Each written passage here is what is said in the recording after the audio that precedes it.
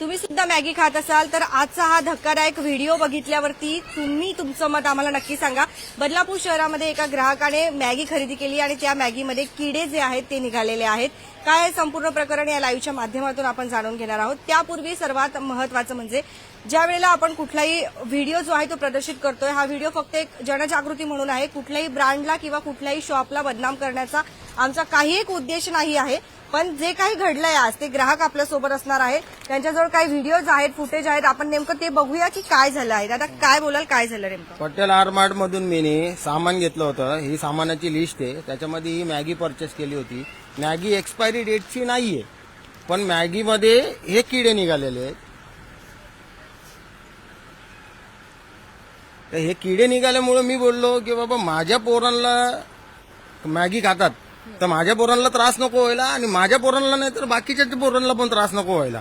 त्याच्यामुळे मी इथं आलो। तर यांनी मला सांगितलं की नाही तुमचे पैसे मी रिफंड करतो, असं करतो तसं करतो। आता माझेच पैसे मला रिफंड करणार बोललो तर मग मी रिफंड घेऊ आणि मी शांत बसू? मी शांत का बसू? परत एकदा बघूया आपण फोटो। जर आपण बघत असाल तर थोडासा फोटो झूम करून हे बघा। त्याच्यामध्ये साधारणतः कुठलं पॅकेट घेतलेलं तुम्ही? हाच प्रोडक्ट आहे। हाच मोठा पॅकेट घेतलेलं। हा मोठा कधी पॅकेट घेतलेलं तुम्ही? कधी आता हे 2 दिवस झालेत। डेट वाईज सगळं आहे आपल्याकडे, बिल आहे हा पूर्ण। मी सगळं हे सामान घेतलं होतं, त्याच्यामध्ये हा पॅकेट फोडल्यानंतर असा किडा निघाला। त्याच्यामुळे बोललो अरे मला घरामध्ये 2 पोरी आहेत, तर माझ्या पोरींच्या पोटात दुखायला लागलं। मी बोललो यार हे काय झालं? मॅगी बघितली, मॅगीमध्ये किडे निघाले। किडे निघाल्यामुळे मग मी इथं आलो यांना बोललो की बाबा माझी मॅगीमध्ये किडे निघाले। ते बोलतात तुमचे पैसे रिफंड करतो। मी बोललो रिफंड करण्यापेक्षा 1 मिनिट थांबा, बोललो मी एक न्यूज टाकतो, तुम्ही मला पैसे रिफंड नका करू। कारण की ते 100-200 रुपये माझ्यासाठी महत्वाचे नाही, जेवढे लोकांच्या जीवाची खेळणं महत्वाचं आहे। आपण जर बघत असाल ना तर इथे जी एक्सपायरी डेट आहे, म्हणजे आपण कुठलेही प्रोडक्ट खरेदी करत असताना खाण्यापिण्याचे पदार्थ सर्वात पहिले आपण एक्सपायरी डेट बघतो। तर याच्यावरती एक्सपायरी डेट सुद्धा जी आहे ती बरोबर आहे, म्हणजे अजून एक्सपायर प्रोडक्ट जे ते झालेलं नाहीये।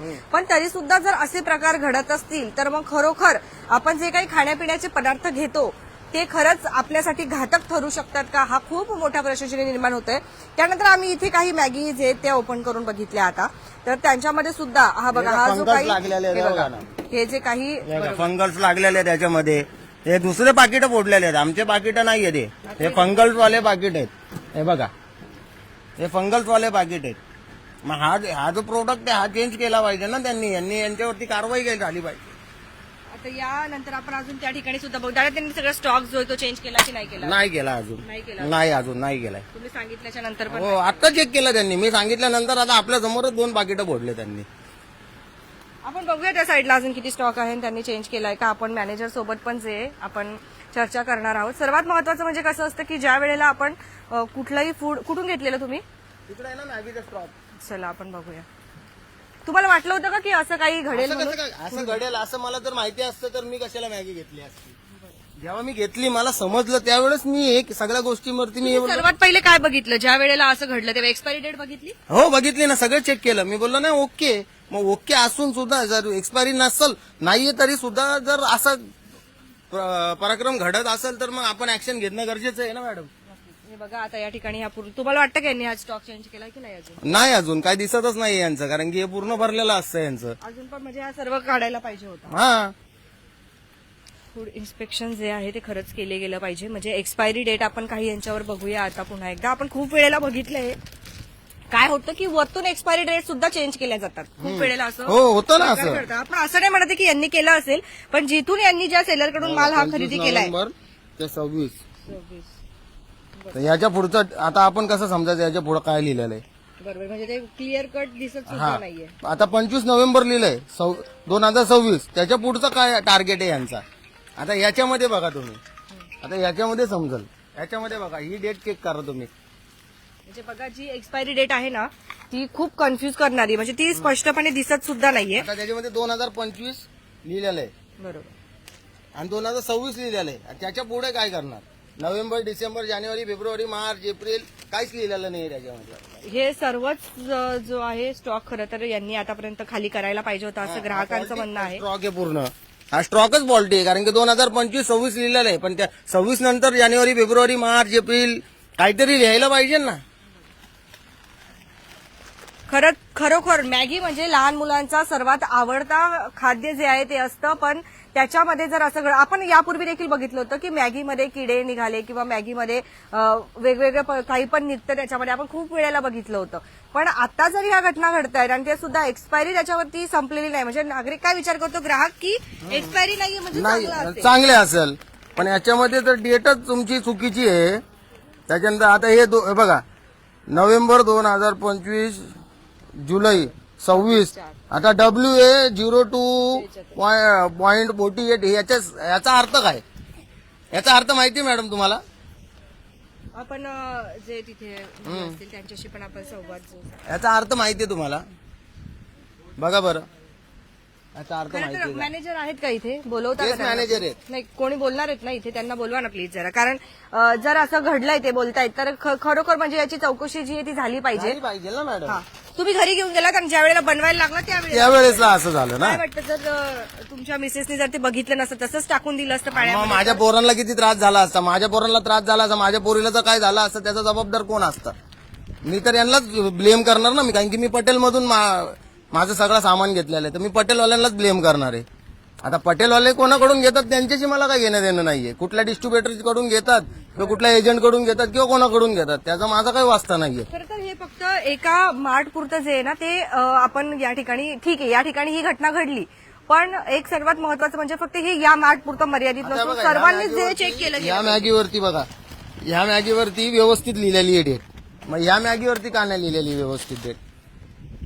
ह्या मॅगीवरती एक्सपायरी पण लिहिलेली आहे आणि टाईप आहे, बरोबर, हा ही मॅगीची दुसरं टाईप आहे. दुसरे बरोबर आहे. हा, आणि ही रेग्युलर मॅगी आहे. याच्यावरती बरोबर लिहिलेलं नाही, याच्यावरती लिहिलेलंच नाहीये.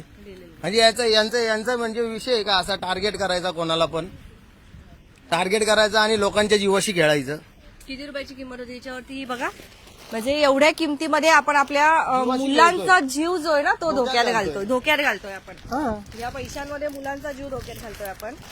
खरं तर लहान मुलांना पण तुम्ही हा व्हिडिओ दाखवा, खरोखर दाखवा त्यांना हे व्हिडिओ, कारण मुलांना आपण शाळेमधून आलो की मुलांना झटपट बनते, लवकर बनते, म्हणून आपण मॅगी बनवून देतो 83 रुपयाची मॅगी आणि त्याच्याशी आपण जीवाला खेळतो. हा, जीवाशी खेळतोय ना आपण पोरांच्या. आज माझ्या पोरांना त्रास झाला तर बाकीच्या पोरांना झालाच नाही पाहिजे. ते कोण बोलणार आहेत त्यांना बोलवूया आपण, इथे कोणी आहे का बघा, इथं कोण बोलायला कोण बोलतायत, द्या ना. बोलताय मॅडम काय माहिती द्याल, मॅगीचा जो प्रकार आहे तो तुमच्या स्टोअरमध्ये घडलेला आहे, काय बोलाल, काय स्पष्टीकरण आहे? याच्याबद्दल मॅडम आम्ही वेंडरकडनं घेतो, तो माल पूर्ण चेकिंग होतं, एक्सपायरी बघितली जाते, सेल्फला लावले जाते याच्याप्रमाणे, पण प्रत्येक पॅकेटमध्ये असं असेल हे माहिती नाही ना मॅडम.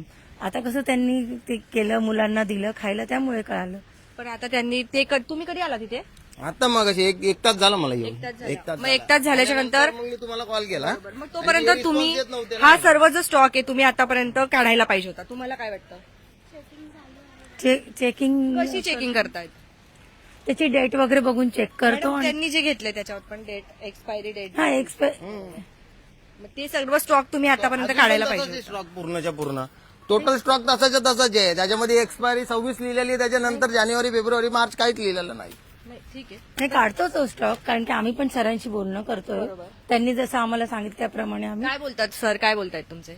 येतात, येते सर येतात, ते वेंडरशी बोलतात. एक तास झाला बघा, एक तासामध्ये जर अजून कोणी ते मॅगीचे जे पॅकेट्स आहेत ते जर कोणी घेऊन गेलं अजून, आणि त्याच्यापैकी ठीक आहे 2 पॅकेट आपण खोडले त्याच्यात नाही निघलं, तिसऱ्या पॅकेटात जर तो जर नाही निघला, परत तिसऱ्या पॅकेटात जर समजा ते आळ्या निघल्या किंवा किडे निघाले, तर परत ते ग्राहक पण इथे येणार, कोण राहणार मग? परत ते येणार, बरोबर की नाही? आणि होऊ शकतं काही जण ते खातील पण, जर लक्ष नसेल. नाही, स्टॉक काढते, सांगितलंय मी स्टाफला, सांगितलंय आम्ही आता.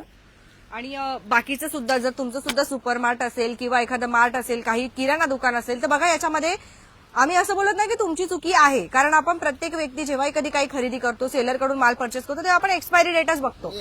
आणि प्रत्येक जण एक्सपायरी डेट असून सुद्धा जर असं घडत असेल, असा हा प्रकार काय पहिल्यांदा झालेला नाही. आपण सोशल मीडियावरती खूप व्हिडिओज बघतो ज्याच्यामध्ये हे प्रकार घडतात, आणि त्यानंतर असं सांगितलं जातं की ब्रँडला तुम्ही बदनाम करतायत, कोणीतरी विरोधक आहेत म्हणून असं प्रकार जो आहे तो केला जातो. पण ह्या सर्वसामान्य माणूस आहेत.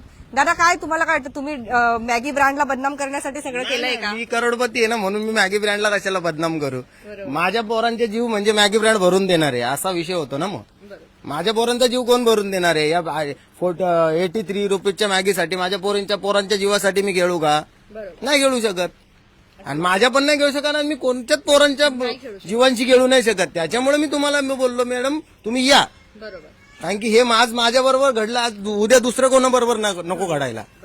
पण अजूनही ते आता स्टॉक जो आहे तो काढायला घेत आहेत. खरंच ठीक आहे, पण तुम्ही पण सर्वात पहिले जिथून कुठे मॅगीचा स्टॉक घेत असाल तर तुम्ही कृपा करून कंपनीला ही माहिती द्या की अशा अशा प्रकारचं घडतंय. आता हे सर्व स्टॉक आम्ही जे बघितलेत ना यांच्या सगळ्यांवरती एक्सपायरी जी आहे ती बरोबर दाखवते. अजून एक्सपायरी झालेले हे प्रोडक्ट्स नाहीयेत. हे खाद्यपदार्थ अजूनही त्याच्यावरती आपण खूप वेळेला म्हणजे इथून ना अजून एक प्रश्नचिन्ह निर्माण होतो की आपण खूप वेळेला मागे ऐकलं असेल की एक्सपायरी डेट आहेत ना वरतून पण चिपकवल्या जातात. खूप वेळेला असतं असं, बरोबर आहे ना?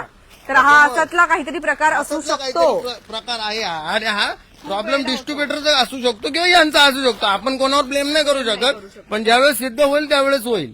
कारण की यांच्यावरती बारकोड असतात. आपण बारकोड चेक करत नाही, आपल्याकडे बारकोडचा स्कॅनर नसतो, त्याच्यामुळे आपण बारकोड चेक करत नाही. आता याच्यावरती 2025 लिहिलेलं आहे आणि 26 लिहिलेलं आहे. 26च्या नंतर कधी एक्सपायर होणार हे लिहिलेलं नाहीये. 26 आता पूर्ण 1 वर्ष ही चालणार आहे का मॅगी? नाही चालणार आहे. तर ही जर पूर्ण 1 वर्ष चालत असेल, हा हे बघा ना, नाही यांनी काय लिहिलंय नोव्हेंबर 25 पासून ते जुलै 26 पर्यंत. जुलै 26 पर्यंत म्हणजे अजून 5 महिने जे ते दाखवत आहेत की आहे अजून शिल्लक 5 महिने एक्सपायरीसाठी. पण 5 महिन्या बिफोरच जर हे असले काही प्रकार होत आहेत तर खरोखर आता हा जो स्टॉक आहे हे खाली करतायत, इथे काढून घेत आहेत. बाकीच्या स्टॉक मध्ये काय होणार आहे? या स्टॉक मध्ये ते काय आता खाणार का मॅगी इथून पुढे? मी तर खात नाही पोरांसाठी, मी तर घेणार नाही. मुलांना घेणार का? आणि मला घ्यायची असती तर मग मी तुम्हाला हे कशाला तुम्हाला कशाला बोलवलं असतं? बरोबर. आता बाकीच्या जनतेला काय आव्हान करता या गोष्टीमध्ये? मी तर सगळ्यांना हात जोडून एकच विनंती करतो की बाबा मॅगी तुमच्या पोरांना देत असाल तर देणं बंद करून टाका. पोरांच्या जीवाशी खेळू नका. आज माझ्या बरोबर घडलं हे तुमच्या बरोबर नको घडायला. आणि तुम्ही लोक काय करतात की बाबा मॅगी घेतात, काय घाण निघली तर साईडला करून टाकतात आणि मॅगी खाऊन घेतात. पण तसं करू नका. ज्यावेळेस तुम्हाला दवाखान्यात पैसे भरायला लागल त्यावेळेस तुम्हाला कळेल की पैसे कसे भरायला लागतात दवाखान्यामध्ये. धन्यवाद. तुमच्या प्रतिक्रिया देखील नक्कीच येऊ द्या. आणि जिथे कुठे मॅगी जर तुम्ही विकत असाल तर तुम्ही सावधान राहा. होऊ शकतं तुम्ही जी मॅगी विकताय तिच्यामध्ये पण किडे असतील आणि जर एखादा ग्राहक तुमच्याकडे घेऊन आला तर पुन्हा तुमचं जे काही दुकान आहे ते पण धोक्यात येऊ शकतं. त्यामुळे कृपा करून तुम्ही ज्या सेलरकडून घेतायत त्यांना विचारा की हा स्टॉक कधीचा आहे, काय आहे आणि त्यानंतरच तुम्ही मॅगी खरेदी करा. अन्यथा जे काही असेल या व्हिडिओला जास्तीत जास्त फॉरवर्ड करा आणि जी कोणती मॅगीची हा जो ब्रँड आहे यांच्यापर्यंत हा व्हिडिओ पोहोचवा. कारण हे लहान लहान मुलं जे आहेत ना मॅगी खातात, मॅगीसाठी उतावळे असतात, ते रडतात मॅगीसाठी रडतात की मला मॅगीच दे डब्याला, मला मॅगीच दे खायला.